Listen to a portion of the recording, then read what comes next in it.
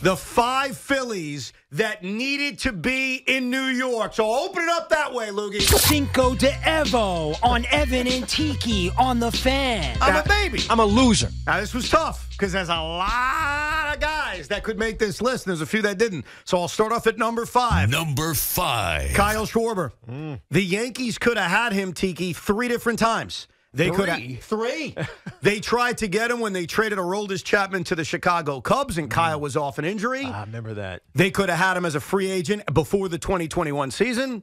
They could have had him when he was traded to the Red Sox before the 2022 season, and they could have had him last year when he was a free agent again. That lefty slugging swing, it's sexy, and it's built for Yankee Stadium. And, oh, by the way, he could have been a Met. As opposed to Daniel Vogelbach being the DH, it could have been that beautiful, sexy, fat man known as Kyle Schwarber. And instead, we got a full year of Vogelbach. Kyle Schwarber, number 5. Nice. Number 4. JT Realmuto. The Mets needed a catcher, and Steve Cohen needed to make a splash before the 2021 season. They opted for James McCann. Could have been JT. Instead, it was James McCann. And by the way, the Yankees could have signed him too, but they were still in love with Gary freaking Sanchez. So think about it.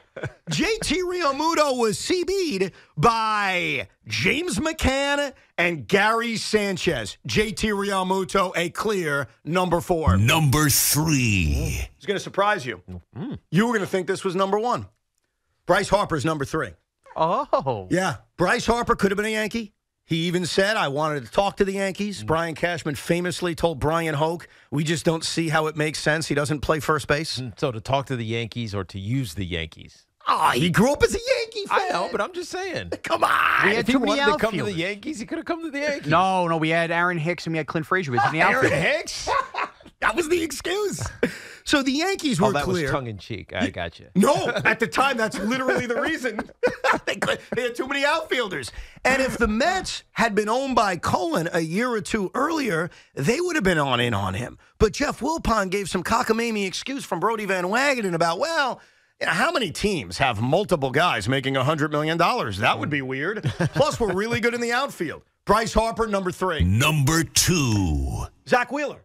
I mean, he was our guy. You already went on this one. Yeah. This was a week ago. You're right. This was the week ago rant. You're right. I'm not going to spend too much time on it because it's obvious. Zach Wheeler was a Met. Zach Wheeler was developed as a Met. Zach Wheeler should have remained a Met. Well, who the hell's won? Castellano? Number 1. Number 1. Who's number 1? It's a great question, right?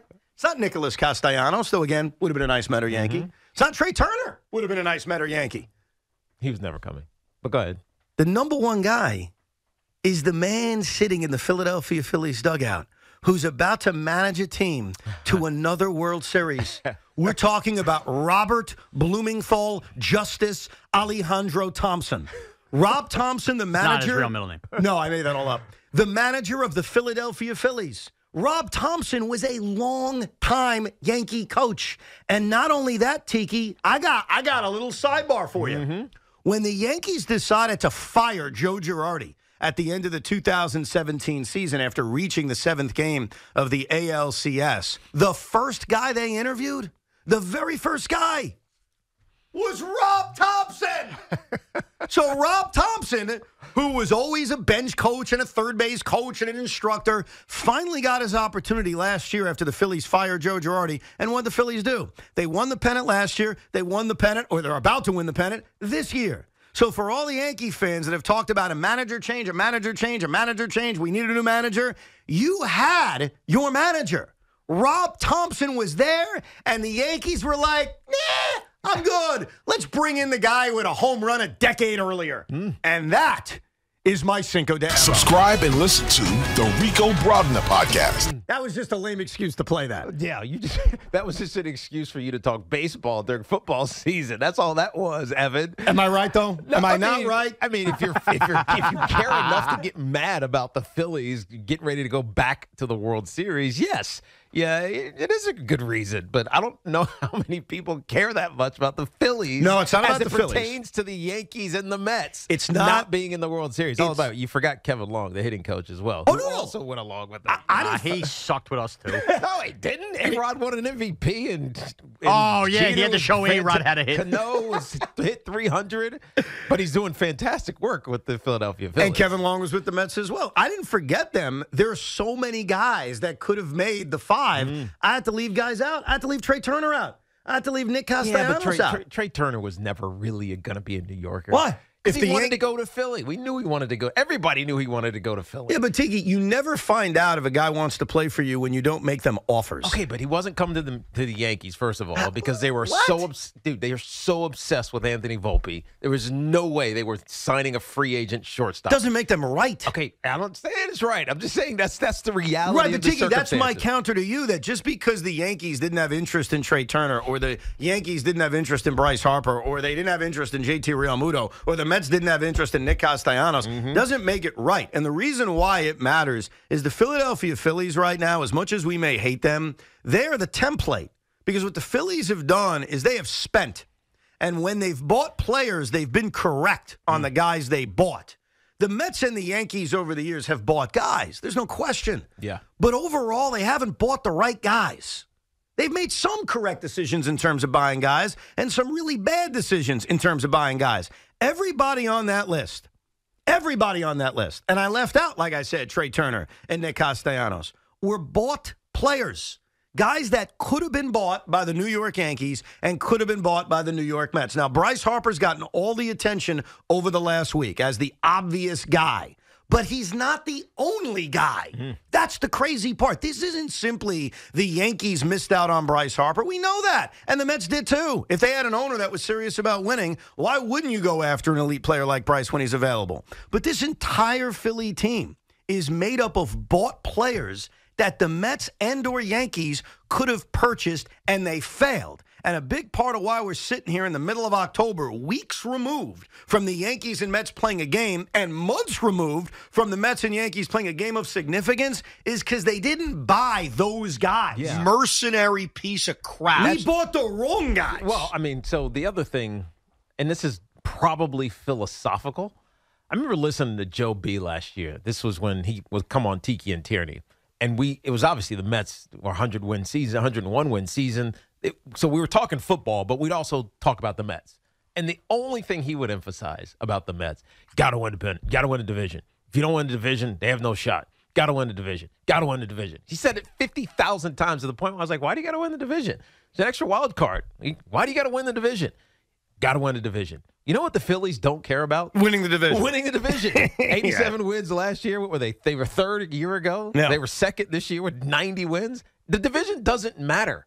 I mean, I know it does because it makes you feel good, but it doesn't matter when the ultimate goal is bigger. And I think that, to me, is the biggest thing that Rob Thompson has done, is that it's not about grinding, because that's what the Yankees or the Mets did last year. It's what the Braves did last year. You just grind to win the division, when ultimately it doesn't matter that much with the extra wild card game. No, it doesn't. You don't have to win the division. You need to make the playoffs, but both New York teams weren't even close to making the playoffs. I know, but it's not even about that. I'm just talking about philosophically. Like what's the end game? Is it to win the division, or is it to get to the second season? No, I think right now in Major League Baseball, the end game is to make the postseason and get hot at the right time. Yes. Because the two hottest teams right now That's right. didn't win their division in the Texas Rangers and the Philadelphia Phillies. But in order to get there, and Texas is a good example of it too, it just doesn't maybe resonate the same way as Philadelphia. And the reason Philadelphia resonates is not just a dislike for the city or a dislike for the fan base. It's that literally I didn't have to stretch with any of those guys. All of those guys were targets of the Mets and the Yankees at one point. You mean stretch financially? No, stretch in. Were they really into that guy, or should they have been into that guy? I got it. All of them made sense. Like Kyle Schwarber probably should have been lower than 5, because Kyle Schwarber, since the moment he made his Major League debut with the Cubs a decade ago, was the apple of Yankee fans' eyes, because he just felt like a Yankee.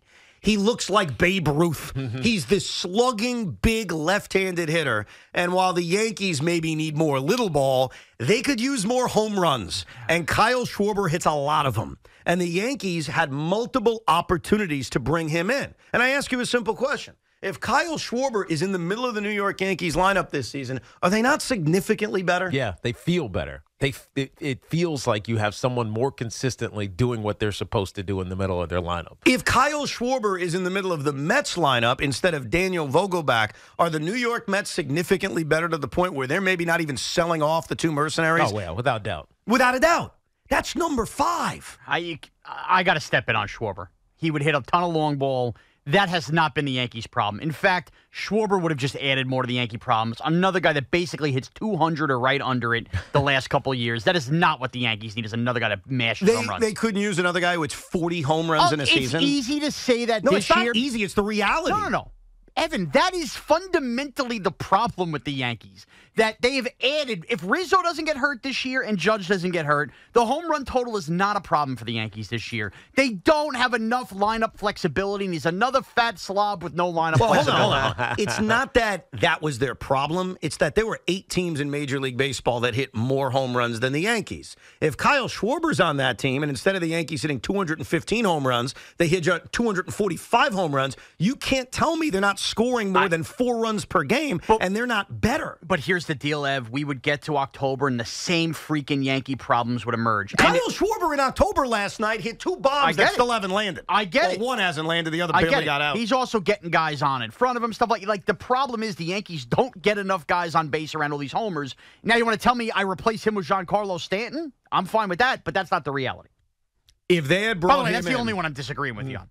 But they had a chance to get him in 2021. They couldn't have used him in 2021 when they got to a wild card game and got shut down in Boston. The team needs to get more athletic and flexible. They don't need another guy that hits 40 home runs, and that's it. And that's all Schwarber does. I'm just saying he's one guy that would have made both teams better. JT Realmuto over the last few years would have made both teams better. That's right. There's not a question about it. Bryce Harper would have made both teams significantly better. Gee, you think it would be the best player besides Aaron Judge in this town? And both franchises came up with excuses for why they wouldn't go after him. The Mets had the excuse of a cheap owner that was still getting off the Madoff scandal. Yeah, so you can't even factor in the Mets here because you knew it was never happening. It's a pipe dream with a new pipe, right? Yeah, it was like let me. If we had that pipe, then maybe we could have had the dream. That's what it feels like. You know what with the fantasy was about Bryce in 2019? Because I remember it when the Mets hired Brody Van Wagenen. We all tried. I'm wearing a T-shirt that say "positive vibes only." Now that may sound hypocritical because am I really positive all the time? Not necessarily All the time. but I try to be positive. You always try to find the silver lining in dark situations. And when Brody Van Wagenen took over the New York Mets, what we all tried to find as Met fans is that he was going to magically convince the owner that in order to make money, you need to spend money. Yeah, but you can't spend money when there ain't no money. That just is what it is. We didn't factor that in. So that's why that whole thing backfired. But there was a Bryce Harper dream if you were a Met fan. There was a Zach Wheeler retaining him dream if you were a Met fan. The Rob Thompson thing, it comes down to this. The Yankees manager, to me, has never been the problem over the last few years. I don't think they've lost in the ALCS or lost to the Houston Astros because of the manager. But it seems like Yankee fans have always complained about the manager. And before it was Aaron Boone, it was Joe Girardi. There was always complaints about the manager. And it's funny to me that a guy who was sitting right there but hold on. turned out to be the manager that can win. But he's the manager that's winning, not because he's an elite manager, even though he might turn out to be over time if he continues to go to the World Series. It's because he has the right roster around him, right? I think not Joe Girardi, but because he got fired from the Phillies. But if Aaron Boone had the same roster as the Phillies and the same health as the Phillies, or at least the way that their health was managed, because Bryce has been banged up, but he's always come back at the right times, don't you think he would be fine as well? I tend to think that managers can be overrated, but it is funny to me that the guy who was sitting there coincidentally, and was an option, and the first guy you interviewed before you hired Aaron Boone is now a manager who has something on his resume, or at least he's about to have something on his resume that's completely unprecedented. He's going to go to a World Series in his first 2 years managing a club. And last year, he took over in the middle of the season. You can't argue with the results of what Rob Thompson has brought the Philadelphia Phillies. Of course not. But I just don't think – I think that's a little bit unfair, given the rosters and what the roster of the New York Yankees has been in the same time frame that Rob Thompson has been with the Philadelphia Phillies. It hasn't been even close to the same, especially when you factor in health. or lack of health. Well, what's for the funny New York is a Yankees. year ago, the Yankees had a far better record. I mean, when you think about rosters, a year ago, when the Phillies got hot at the right time and won the National League pennant, they won fewer games than the New York Yankees. Obviously, this year has been far different. But a lot of that was out without Bryce.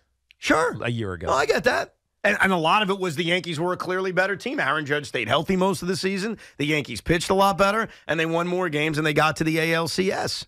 But what's so infuriating watching Philadelphia is not just their fans. That's a side statement. It's not just the fact that the Phillies have stolen the Mets formula of having two aces that pitch like aces in Zach Wheeler and Aaron Nola. It's the fact that this roster is littered with guys that any of us could have had. They're all over the place. This is not some kind of homegrown miracle that Philadelphia built.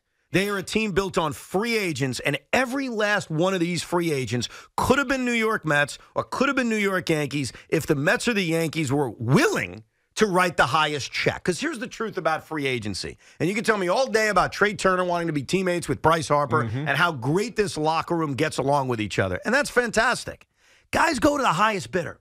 And if the New York Yankees and the New York Mets were willing to be the highest bidder on Kyle Schwarber or JT Realmuto or Bryce Harper or Zach Wheeler or Trey Turner or Nick Castellanos, every last one of them would have been playing here. And maybe the results of these two crappy baseball teams would look far different if all that positive energy that's flying through Philadelphia was flying here in New York City. And that's what's infuriating if you're a Met fan or a Yankee fan, forgetting about the fact that it's a team from Philadelphia that's getting to celebrate. Now, spot the lie on that. Yeah, so the big issue, though, is that neither one of the teams in New York had the president, had the general manager who felt the roster build was right the way that you're describing it. They didn't feel that that was the way to go. They felt like we got young players, we got guys that we know are going to perform, and we can trust them because they're veterans. And just it's a bad bet.